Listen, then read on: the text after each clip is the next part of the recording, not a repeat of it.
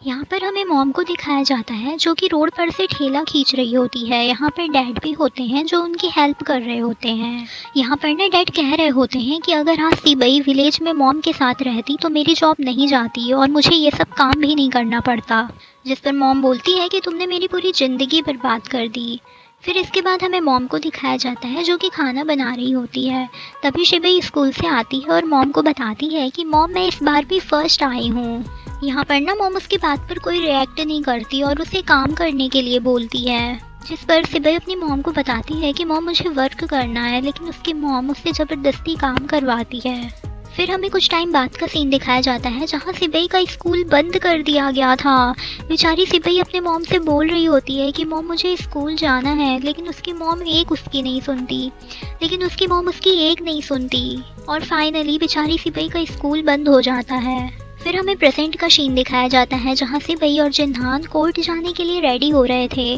तभी उनके घर की डोरबेल बजती है। जब डोर खुलता है तो वो लोग शॉक्ड हो जाते हैं। डोर पर नियान मॉम डैड के साथ खड़ा था। वो बोल रहा होता है कि मॉम अच्छा फील नहीं कर रही थी तो मैं उन्हें अपने साथ ले आया। यहाँ पर ना अब मॉम थोड़ा थोड़ा सिबई को समझने लगी थी। वो उसे इनडायरेक्टली सपोर्ट कर रही होती है और वो भी उनके साथ कोर्ट जाती हैं।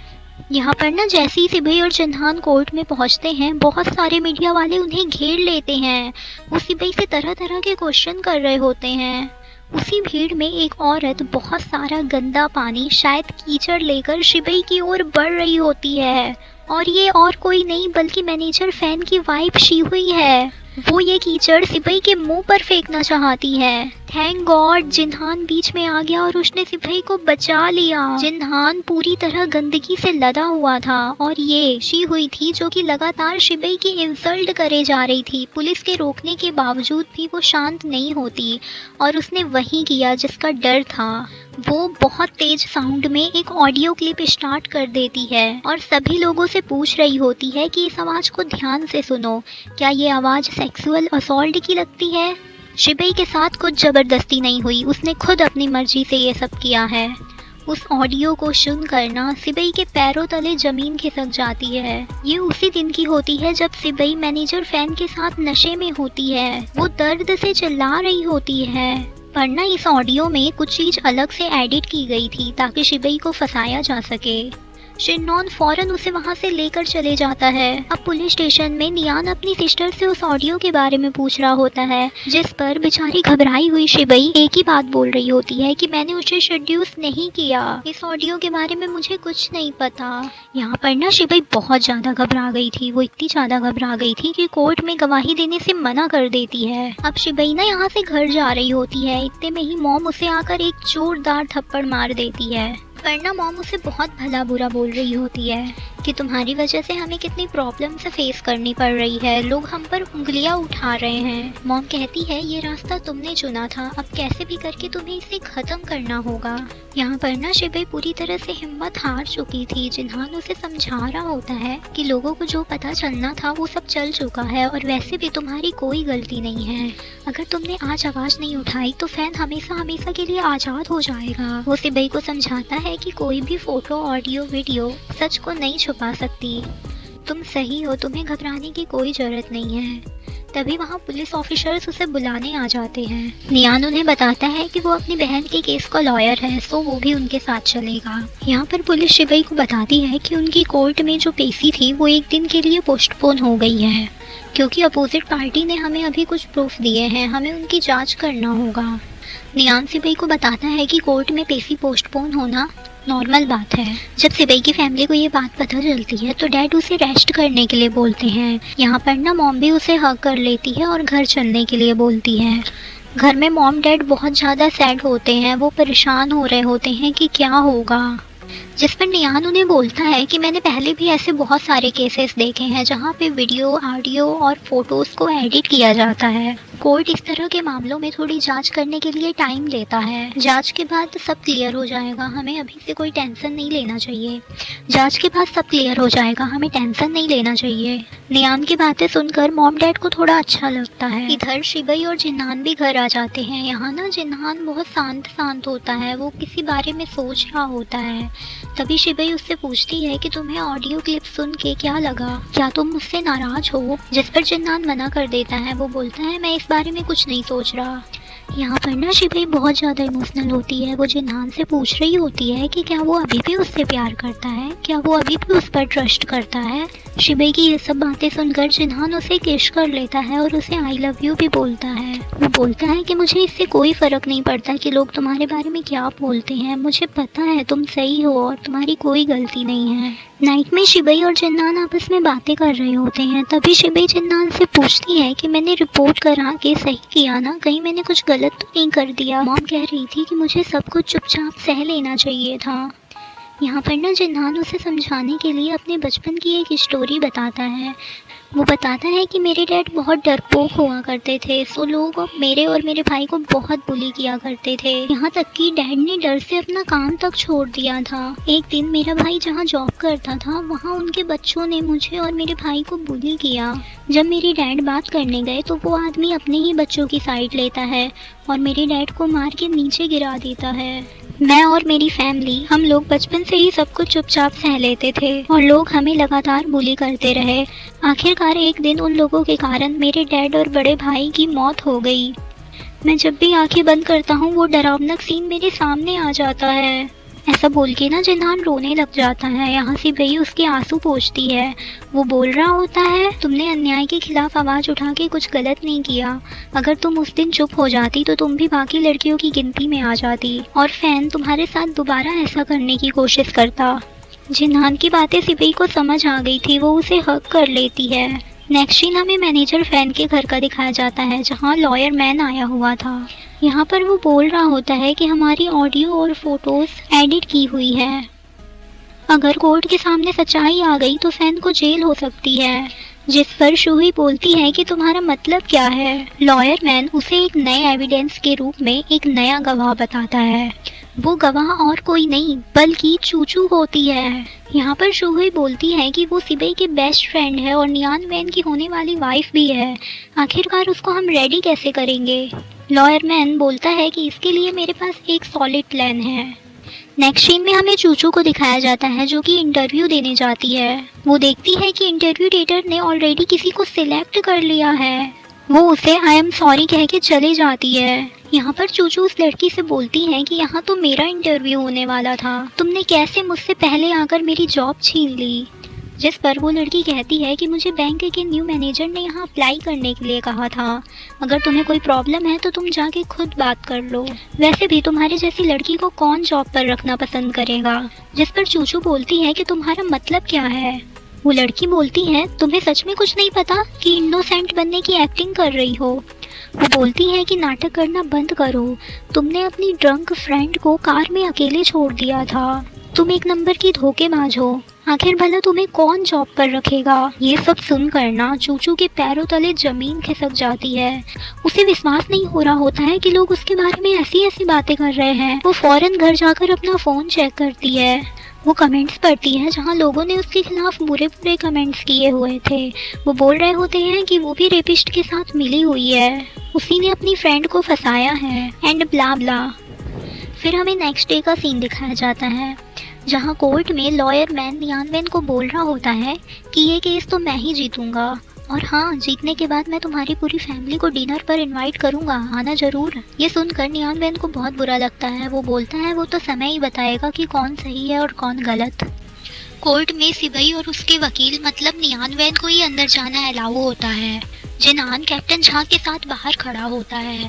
वो ना यहाँ बहुत ज़्यादा सैड होता है। वो बोल रहा होता है कि मुझे जब पहली बार पता चला कि सिबई विक्टिम है तो मैं उस पर नाराज़ था, क्योंकि मैं हमेशा सोचता था कि लोग उसे बुली करते हैं और वो चुपचाप सब कुछ सह लेती है।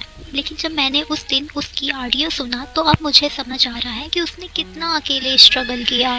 मैं हमेशा से उसे ब्रेव बनाना चाहता था, लेकिन मैंने कभी उसके लिए कोई काम नहीं किया जिससे वो आगे बढ़ सके। यहाँ पर कैप्टन झा उससे पूछते हैं कि क्या तुम्हें रिग्रेट फील हो रहा है। जिस पर जिन्नान बोलता है अगर हम केस हार गए तो हमने इतना सारा जो स्ट्रगल किया है उसका क्या होगा। फिर हमें कोर्ट का सीन दिखाया जाता है जहाँ मुजरिम मैनेजर फैन को बुलाया गया। यहाँ पे मैनेजर फैन शुरू से बताता है कि 9 अप्रैल को प्रॉपर्टी डीलर जियान के साथ हमारी मीटिंग थी। मीटिंग के बाद हम सब ने साथ में बैठकर डिनर किया, लेकिन डिनर के दौरान मिस्टर जियान को लग रहा था कि सिबई उन पर ध्यान नहीं दे रही है, वो उसे इग्नोर कर रही है। सो उसने सिबई को ड्रिंक करने के लिए ऑफर किया। मैंने लाख बार मना किया लेकिन सिबई इजीली ड्रिंक करने मान गई और उसने बहुत ड्रिंक किया। वो उस दिन बहुत ज़्यादा सैड थी तो उसने मुझे अपने घर ड्राइव करने के लिए कहा। वो बताता है कि उस दिन चूचू को ड्राइव करने के बाद सिबई ने उससे कहा कि वो घर नहीं जाना चाहती बल्कि कोई शांत जगह जाना चाहती है। मैंने उससे पूछा था कि वो इतनी रात को ऐसी जगह क्यों जाना चाहती है, जिस पर वो बोलती है कि वो बहुत ज़्यादा सैड है क्योंकि उसका हस्बैंड उसे बिल्कुल प्यार नहीं करता और वो उससे डिवोर्स चाहता है। इसलिए मैं उसे फिर कैनोला फ्लावर फील्ड में ले गया, जिसके बाद सिबई ने मुझे वहाँ पर हक कर लिया और बोला कि वो मुझे पसंद करती है। उसने मुझे सेड्यूस करने की कोशिश की जिससे मैं अपना कंट्रोल खो गया और हमारे बीच सब कुछ हो गया। यहाँ पर जज बोलती है कि हमें कुछ वीडियोस, फोटोज और रिकॉर्डिंग मिली है, वो कब की है, जिस पर फैन उन्हें बताता है कि ये उसी दिन की है। मैंने खुद अपने मोबाइल से ये सब रिकॉर्ड किया था। शायद उस दिन हम दोनों बहुत ज़्यादा एक्साइटेड हो गए थे, लेकिन जब मैं कॉम डाउन हुआ तो मैं डर गया क्योंकि हम दोनों की फैमिलीज है। थोड़ी देर बाद जब मैंने सिबई को घर जाने के लिए कहा तो वो मुझसे पैसे मांगने लगी। उसने कहा कि उसने ये सब पैसों के लिए किया है। मुझे सिबई पर गुस्सा आ गया और मैं उसे वहीं छोड़कर चले गया। अगले दिन सिबई ने मुझे कॉल करके कहा कि वो मुझे पैसे दे, नहीं तो मैं सबको ये सब बता दूंगी और पुलिस में भी रिपोर्ट कर दूंगी। यहाँ पर जज बोलती है, तो फिर तुमने ये सब एविडेंस पहले क्यों नहीं दिए? वो बोलता है कि मैं एक मैन हूँ और मैं जानता हूँ कि ये सारा प्रेशर मुझ पर आ जाता। मैं अभी तक चाहता था कि उसकी इंसल्ट ना हो, लेकिन उसने अब लिमिट क्रॉस कर दी है। इसके बाद कोर्ट में दूसरे एम्प्लॉयज जैंग और लिंग को भी बुलाया जाता है। इधर कैप्टन जज इन्हान से बोलता है कि मैंने ऐसे बहुत सारे केसेस देखे हैं जहां पर अक्सर विक्टिम हार मान जाते हैं, लेकिन मेरी नज़र में सिबई बहुत ब्रेव है। अभी तक उसका हार ना मानना ही उसे केस जिता देगा। फिर कैप्टन झा उससे बोलते हैं कि ये केस जीतने के बाद तुम्हारी कोई प्लानिंग है क्या, जिस पर जिन्हान पूछता है कि ये आप क्यों पूछ रहे हो। कैप्टन झा बोलते हैं क्योंकि ये सिबई के लिए एक रीबर्थ जैसे होगा, तुम उसके लिए वो सब कुछ कर सकते हो जो तुम पहले नहीं कर पाए। सिबई ने कुछ नहीं खोया है, अब तुम्हारे पास सेकंड चांस है उसे दोबारा अच्छी जिंदगी देने का। जिस पर जिन्नान उन्हें बताता है कि मैंने सोचा हूँ कि मैं सिबई के लिए उसकी पसंदीदा सिटी में अपना खुद का घर खरीदूँ जहाँ वो अपनी जिंदगी फिर से शुरू कर सके। जिन्नान का आंसर सुन के कैप्टन झा को खुशी होती है। वो बोलता है कि मुझे जान के खुशी हुई कि तुम ऐसे समय में भी और बाद में भी अपनी वाइफ का साथ दोगे। मैं अधिकतर केसेस में देखता हूँ कि कपल केस तो जीत जाते हैं लेकिन बाद में वो अपनी वाइफ को तलाक दे देते हैं। जिन्नान कहता है ऐसा हमारे बीच कभी नहीं होगा। कैप्टन झा बोलता है कि तुमने मुझे बताया था कि तुम लोग मैच मेकिंग के जरिए मिले थे, है ना? और आई थिंक तुम्हारी शादी को अभी 6 महीने ही हुए हैं। तुम्हारा रिलेशनशिप बहुत स्ट्रॉन्ग है। क्या तुम सिबई को पहले से जानते थे? जिस पर जिन्नान ना झूठ बोल देता है कि नहीं, मैं सिबई को पहले से नहीं जानता। कैप्टन झा बोलते हैं कि मुझे लगा तुम दोनों सेम स्कूल या कॉलेज से होंगे। नेक्स्ट सीन में हमें हमारी प्यारी मासूम सिबई को कटघरे में खड़ा दिखाया जाता है। जब जज ने सिबई को पूरा इंसिडेंट डिस्क्राइब करने के लिए बुलाया तो सब कुछ नॉर्मल लग रहा था, मगर तभी डिफेंस लॉयर मैंग अपनी क्रूरता के साथ खड़ा हुआ। मैंग ने सिबई से पूछा कि क्या वो हमेशा रूल्स फॉलो करती है। उसने ना सिबई पर बैक टू बैक क्वेश्चन दागे। वो बोल रहा होता है कि अगर तुम एक अच्छी लड़की हो तो उस रात तुम ड्रिंक क्यों कर रही थी? नशे में अपने पति को बुलाने की जगह उसने अपने बॉस से हेल्प क्यों ली? और हाँ, तुमने क्या कहा था? उस टाइम तुम्हारे आंखों में पट्टी बांध दी गई थी। ऐसा कहते हुए उसने सिबई की एक पर्सनल फोटो कोर्ट में उछाल दी। उस फोटो में ना साफ साफ दिख रहा था कि सिबई की आंखों में पट्टी नहीं। इस नकली फोटो को देखकर बेचारी भोली भाली सिबई टोटली शॉक्ड हो गई। उसके इमोशंस का बांध टूट गया। अपनी ऐसी फोटो देखकर वो कोर्ट में बहुत जोर से चिल्लाई, पर लॉयर मैंग टस से मस नहीं हुआ।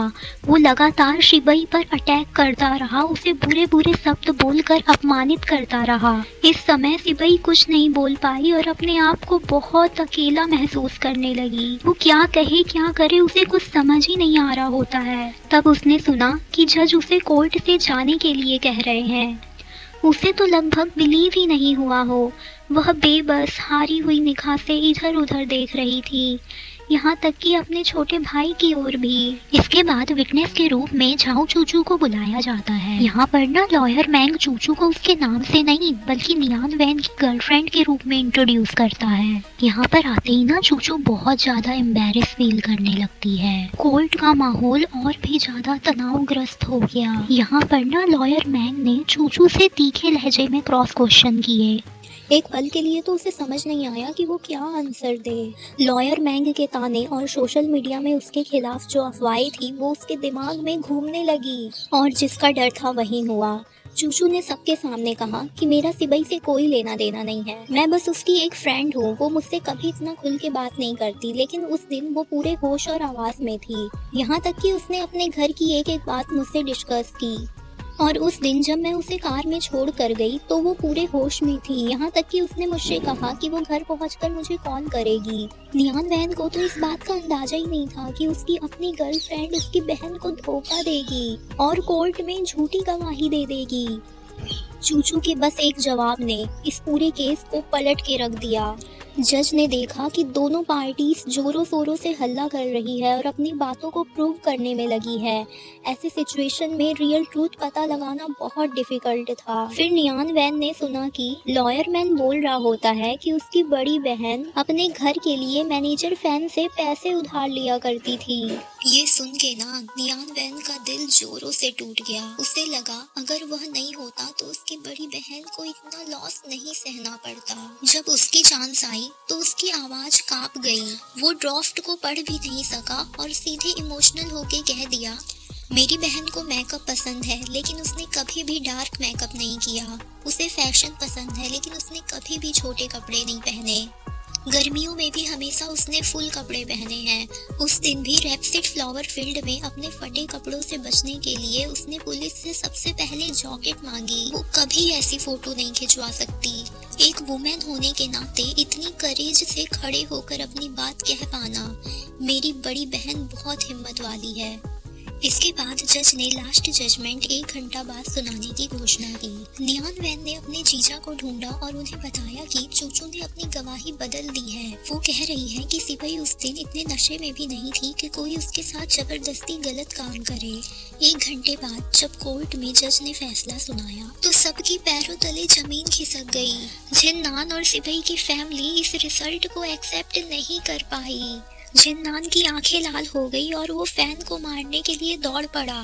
दुष्ट फैन उसे चिढ़ाता हुआ कोर्ट से बाहर निकल गया। यहाँ पर ना हम एक चीज नोटिस करते हैं, इस जजमेंट से मैनेजर फैन की वाइफ इतनी खुश नहीं होती। उसे अंदर ही अंदर गिल्टी फील हो रही होती है कि उसने किसी क्रिमिनल की जान बचा दी है। इधर कोर्ट से बाहर निकलते ही मैनेजर फैन मीडिया के सामने खुद को इनोसेंट साबित करने में लग गया। यहाँ पर वो बोल रहा होता है कि वो किसी का पति है, किसी का बाप है, वो कभी ऐसा नहीं कर सकता।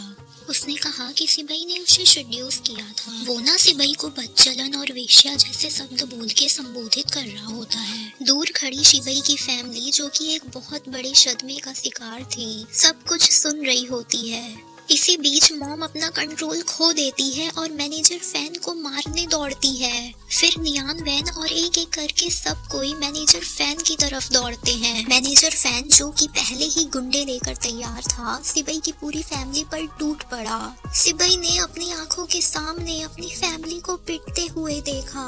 वो भी उनकी तरफ दौड़ पड़ी।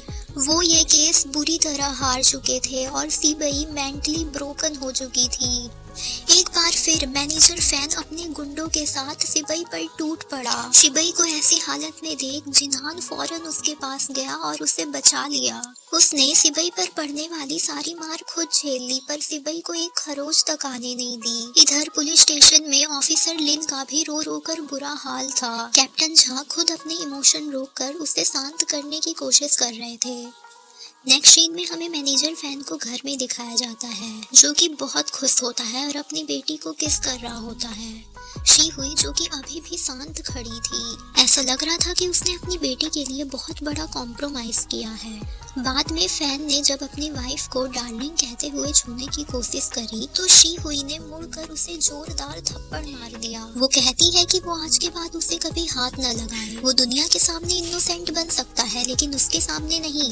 वो बोल रही सच्चाई होती है कि मैंने तुम्हारी पेन ड्राइव वाली वीडियो देख ली है और अब मैं समझ चुकी हूँ कि तुम हवस के कितने बड़े शिकारी हो। यहाँ पर मैनेजर फैन अपनी अपॉलजी मांगता है और घुटनों पर टेक कर शूहुई से माफी मांगता है। वो बोलता है कि आज के बाद ऐसा कभी नहीं होगा। फिर वो फौरन शूहुई से उस दिन की पेन ड्राइव मांगने लगता है, जिस पर वो बोलती है कि उसे वो पेन ड्राइव इस जन्म में कभी नहीं मिलेगी।